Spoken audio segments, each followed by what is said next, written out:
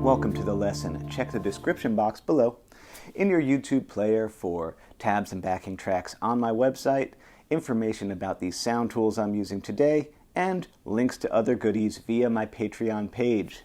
Continuing. So, first things first, if you don't have a Stratocaster, go buy one.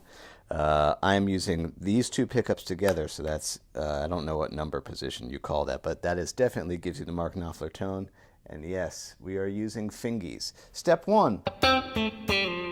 So we're thinking out of a blues, a minor pentatonic in D, very sultans of swing.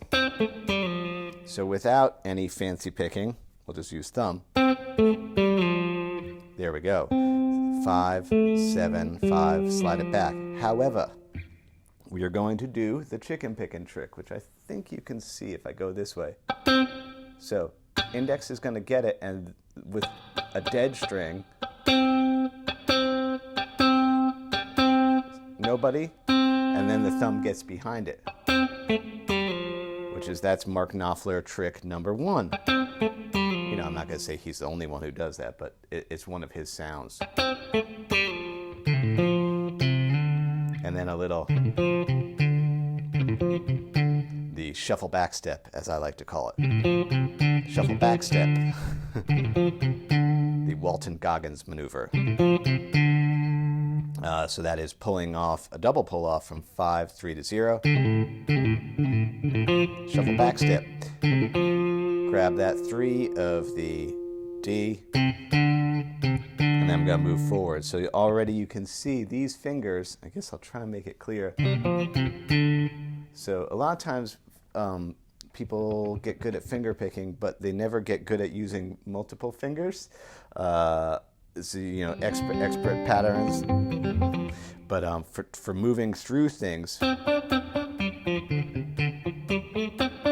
you want to at least get used to the idea of using index and thumb. And, you know, Mark Knopfler will do all sorts of stuff with index, thumb, and 2 and 3. Richard Thompson, well, if Richard Thompson uses a pick, and then these 3, he's the only guy who uses the pinky. Anyway. Now, this is another Knopflerism, his mute strokes. Let's look at that. So I'm on just a D power chord. I'm actually using the nails and then the pads. Thumb, nail, or sorry, thumb, pad, nail. Again, rotate around so you can see this hand.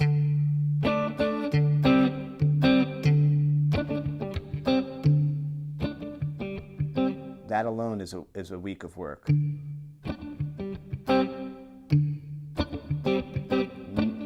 Yeah, using those nails and then the pads.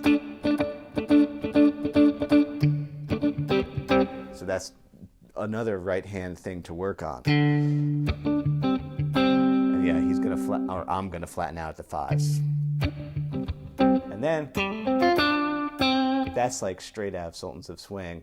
Yeah, I take what I do when I learn something cool.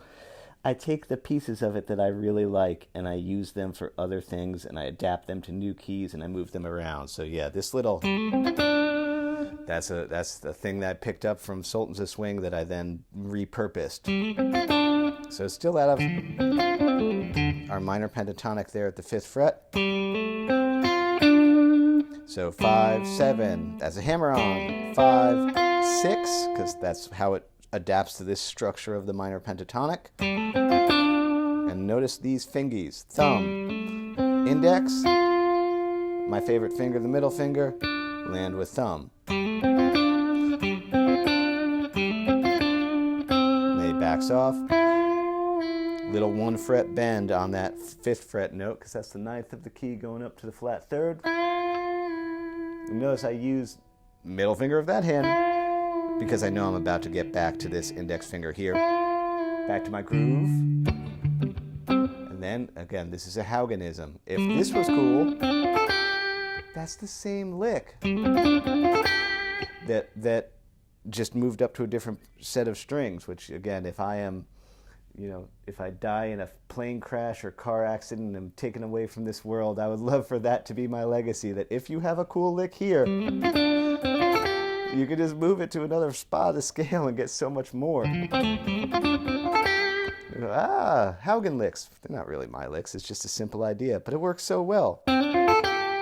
So, 5, 7, 6, 5. And again, that same thumb, and then these two. And land with that thumb on that 8th fret, because again, here's our scale.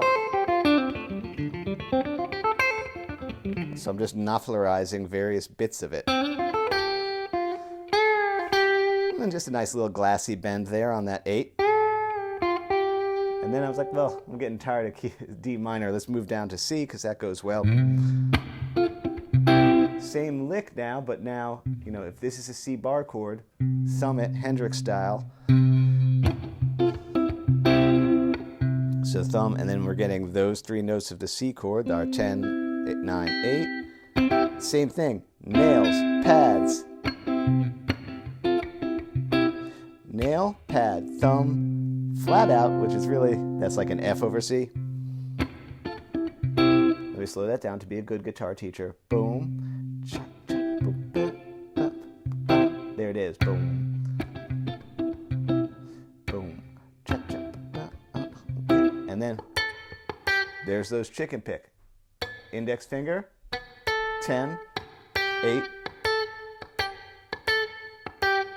8, 10. Here's a C arpeggio up high, because I'm going to get back to D minor. So here's a C chord there.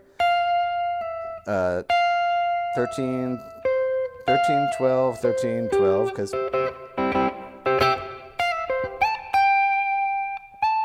17, 15. I just knew that would sound good. Landing back on a D minor. Here's, look at that little shredding I just did. Anyway, where am I? 13, 15, and then again, you want to talk about out of Sultans of Swing.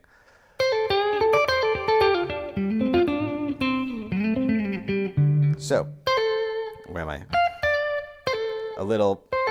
So now I'm out of this position of blues, the good old home base position. 13-10. Now, here it is. Here is the Knopfler lick. That's, that he all through the first record, the first Dire Straits record, he kind of throws that on every song. It's a good lick. 10 goes up, flat out. 12 goes up. 10, 10. Pull that 13 off. That's cool already. Again, thumb, index, middle, index. Is not. It won't sound like Knopfler. I'll tell a story in a second about Berkeley and a professor who made a student cry because he was using his thumb. It was a very important day. Anyway, let me finish the lick though. 12, 10, 10, 13, 10. A little 12, 10. Again, using thumb, index, thumb, pull off. So we got, there's our lick. Right? Come on, that's there it is. Knopfler. And then there he is again. There's that lick again. So it's like, I don't know, it's just kind of giving you pieces that I'm like, these are totally the Knopfler things. So there it is in that position of the pentatonic. 10, 12, 10, 10, land on that 12. And then I had to end it somehow. A little slider. 10, 12, 10, slide out. 8, 10, boom. Okay, to tell the story about the thumb thing. So John Thomas, that is his real name. A great professor. I learned a lot of stuff from him about voice leading and how to use only one octave and sound good. I remember like my first week at Berkeley, there was a poor kid. He probably dropped out, but he was playing everything like that, and yeah, JT got up in his face and was like, "What are you doing?" And so imagine John Thomas, imagine Samuel L. Jackson. When I say John Thomas, like intense dude, getting in his face, being like, "What are you doing? You mean to tell me you play like that?" And I think he even grabbed his hand. But yeah, it was rough. But hey, tough love. Anyway, there you go. The Knopflerisms employed in this lesson. I think we start out of the gate with the chicken picking, with the thumb. Wait, no, it's the finger does the mute, and then the thumb gets the note. Pa-pow, pa-pow, pa-pow. Knopflerism number 1. Then there's also that shibba-dibba-doop, that the snippet of the Sultan's lick that, yeah, again, is using those fingers to get that maneuver. So that's Knopflerism 2 that we have encapsulated in this. We do have some nice glassy movements through the fretboard that aren't specific to Knopfler, but those are in there too. And then of course it closes out with a which is, again, that's straight out of Sultan's. Again, that's just finger work. And the principle that's, again, throughout my channel: if you found a cool lick on one group of strings in the scale, don't give up on it. Move it to another group of strings in that scale and another. You'd be amazed at how much mileage you can get out of one little idea. Play it clean, play it slow, play it nice. That's all. Good luck.